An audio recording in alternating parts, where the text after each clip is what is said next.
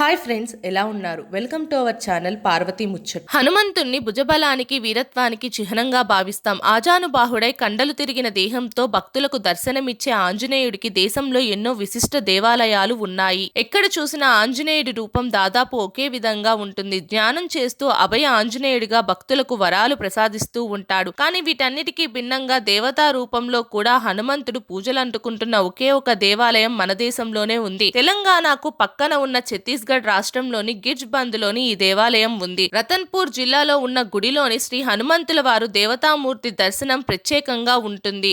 చిరంజీవుడైన హనుమంతుణ్ణి దేవతా రూపంలో అపారమైన నమ్మకంతో భక్తితో పూజిస్తుంటారు ఇక్కడి భక్తులు. రతన్పూర్ రాజు హయాంలో ఈ ఆలయం నిర్మాణం సాగినట్టు శాసనాలు చెప్తున్నాయి. ఆంజనేయుడు స్వయంగా కళ్ళలో కనిపించి గుడి కట్టమని చెప్పడంతో రాజు ఈ మహామాయకండ్ వద్ద కనిపించిన విగ్రహంతోని ఈ గుడిని నిర్మించారు. గిర్జ్ బంద్లోని ఈ ఆలయం ఏటా శీతాకాలంలో దర్శించుకోవడానికి అనుకూలమైన సమయంగా భావిస్తుంటారు భక్తులు.